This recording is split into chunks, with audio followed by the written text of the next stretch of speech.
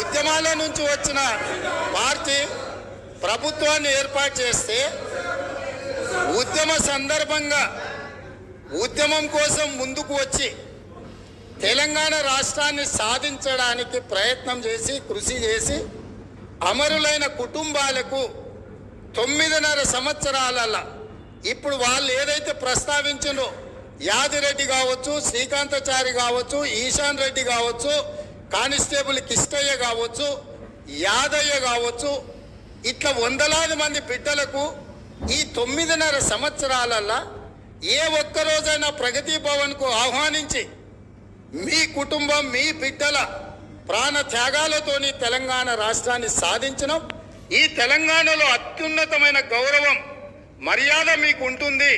మీరు నా కుటుంబ సభ్యుల కంటే ఎక్కువ నీ కుటుంబంలో నీ బిడ్డను కోల్పోయినావు, నీ కుటుంబానికి నేను పెద్ద కొడుకునవుతా అని చెప్పి ఆనాటి ముఖ్యమంత్రి బుక్కెడు పువ్వ శంకరమ్మకు పెట్టిండా, యాదయ్య కుటుంబానికి పెట్టిండా, యాదిరెడ్డి కుటుంబానికి పెట్టిండా, కానిస్టేబుల్ కిష్టయ్య కుటుంబానికి పెట్టిండా. కానీ వాళ్ళ గురించి పట్టించుకోలే. ఈ కుటుంబంలో ఉన్న వాళ్లకు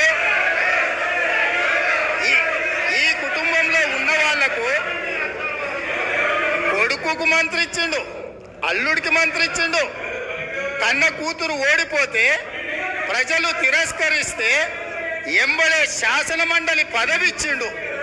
సొంత కుటుంబ సభ్యుల మీద ఇంత పేగుబంధం ఉంది అని ఇంత అవ్యాజమైన ప్రేమను ప్రకటించినప్పుడు తెలంగాణ ఉద్యమకారులు ఏంది ఇది, ఈ తెలంగాణ మా త్యాగాల పునాదుల మీద ఏర్పడ్డది కదా, మా కనీస గౌరవ మర్యాద లేదా, పార్టీ ఫిరాయించిన వాళ్ళను కండువ మార్వంగానే మంత్రులు చేసిన మీరు తెలంగాణ కోసం త్యాగం చేసిన వాళ్లకు కనీసం ఆ సభలో అయినా ఈ సభలో అయినా రాజ్యసభలో అయినా ఏదైనా ఇచ్చిండ్రా?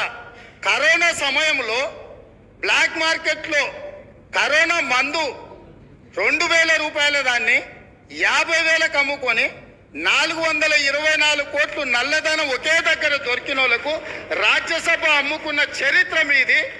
అట్లాంటి వాళ్ళని మీరు రాజ్యసభ సభ్యులుగా చేసి ఈ రోజు వచ్చి మేము మా టికెట్ల గురించి మాట్లాడు అంటే ఈరోజు ఎలాంటి వాళ్లకు టికెట్లు ఇచ్చినో, ఎవరిని కుటుంబ సభ్యులుగా వాళ్ళు చూసిండ్రో ఒక్కసారి ఆలోచన చేయండి అధ్యక్ష.